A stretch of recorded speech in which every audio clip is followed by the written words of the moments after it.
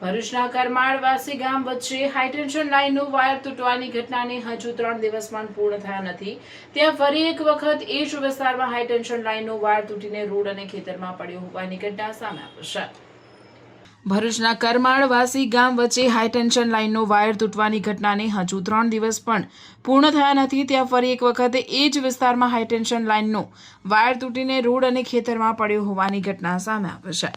આજે સવારે બનેલી આ ઘટનાને પગલે ખેડૂતોમાં ચિંતા ફેલાઈ છે। ખેડૂત આગેવાન નોફલ પટેલે ઘટનાને ગંભીર ગણાવી પાવર ગ્રીડ, કેવીસી અને જિલ્લા પ્રશાસનની કામગીરી સામે સવાલ ઉઠાવ્યા છે। તેમનું કહેવું છે કે અગાઉ વાયર તૂટવાની ઘટનામાં કેવીસીના અધિકારીઓ દ્વારા કોઈ વ્યક્તિએ વાયર કાપ્યો હોવાની વાત કરવામાં આવી હતી। જોકે જો વાયર ચોરી કે કાપી નાખવાની ઘટના બની હોય તો તેની પોલીસ ફરિયાદ કરવામાં આવે છે કે નહીં તેની નકલ ખેડૂતોને આપવામાં આવી નથી। આજે ફરી વાયર તૂટતા સમગ્ર મામલે યોગ્ય તપાસ અને વાયર તૂટવાનું ચોક્કસ કારણ જાહેર કરવાની માંગ ઉઠી છે। 2-3 દિવસ પહેલા કે વાસી કરમાળની વચ્ચે જે રોડ તૂટીને વાયર તૂટીને પડેલો અને એને કેસીના અધિકારી દ્વારા એવું કહેવામાં આવેલું કે અમને કોઈ વાયર કાપી નાખ્યો છે। 72 કલાકની અંદર પાછો આજે સવારે એટલે કે આજે સોમવાર તારીખ 24/8/2026ના રોજ સવારે 8 કલાકની આસપાસ પાછો બીજો વાયર તૂટીને પડ્યો છે। પાવર ગ્રીડ અને કેઈસી દ્વારા ફક્ત ખેડૂતો અને જિલ્લા પ્રશાસનને ગેરમાર્ગે દોરવામાં આવે છે। આજ સુધી 3 દિવસ થઈ ગયા છતાં પણ કોઈ ફરિયાદ પોલીસ સ્ટેશનમાં આપવામાં આવી નથી, અમારા ધ્યાને પડ્યું નથી।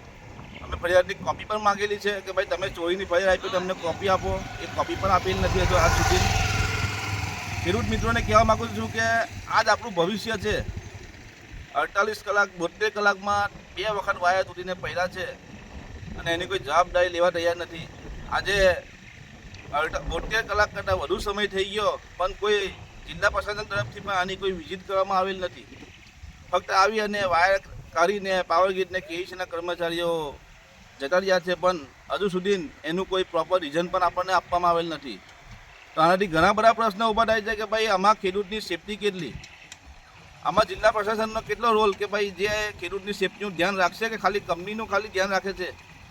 કંપનીનો પ્રોજેક્ટ પૂરો કરવામાં ખાલી ઇન્ટરેસ્ટ છે પ્રશાસનને।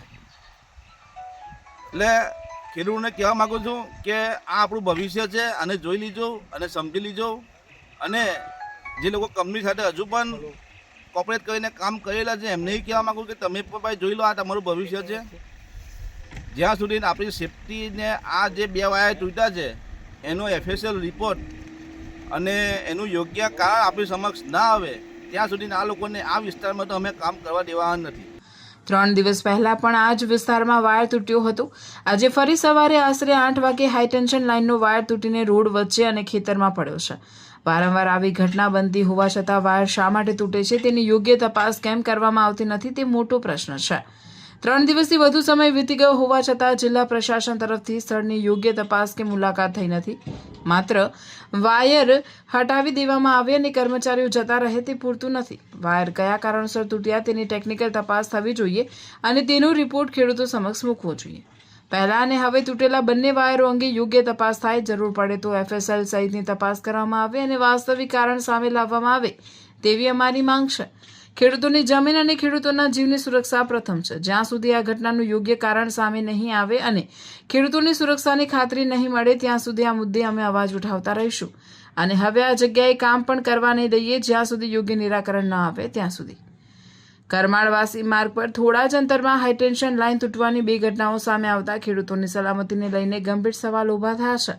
હવે જોવાનું રહેશે કે વીજ કંપની અને જિલ્લા પ્રશાસન આ ઘટનાની ટેકનિકલ તપાસ હાથ ધરી વાયર તૂટવાનું ચોક્કસ કારણ ક્યારે જાહેર કરે છે અને ભવિષ્યમાં આવી ઘટના ન બને તે માટે શું પગલાં લે છે।